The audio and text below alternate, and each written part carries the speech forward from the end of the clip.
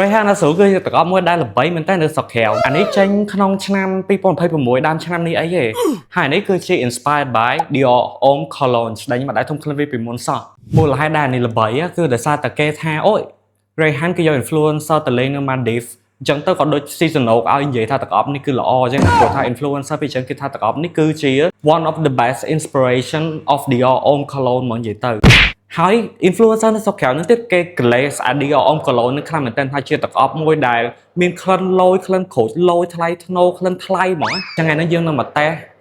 Rayhan Azur ដោយវាជាវាតែម្ដងរូបរាងដល់របស់វាគឺ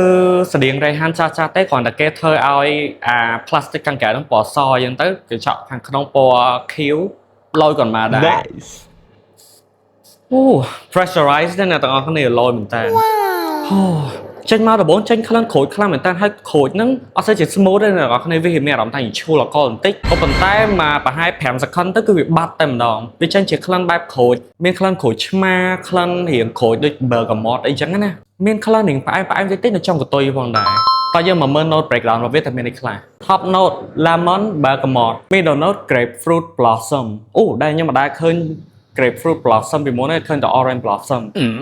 base note sandalwood ហើយ cologne ហ្នឹងគឺជា molecule មួយយ៉ាងដែលធ្វើឲ្យវាក្លិនស្តៀងនឹងទឹកអាឡឹកឬក៏ធ្វើឲ្យមានភាពទឹកអីចឹងណាមកស្ទុះក្រោយមកក្លិនក្រូចហ្នឹងវារៀងចាប់ដើមមាន smooth ទៅអ្នកទាំងអស់គ្នាទទួលបានក្លិនរៀងដូចចត់រៀងដូច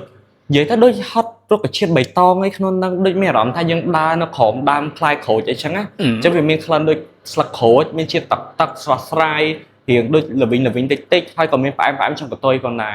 សម្រាប់ខ្ញុំ Rayhan Azurក្លិនក្រូចនេះចេញមកគឺប្លែកហ្មងប្លែកជាងក្លិនក្រូចដែលខ្ញុំធ្លាប់ហាត់ពីមុនណាខ្ញុំគិតថាដោយសារតែអា grapefruit blossom ហ្នឹងអាផ្កាផ្លែ grapefruit ហ្នឹងដែលធ្វើឲ្យវាមានអារម្មណ៍ថាប្លែកជាង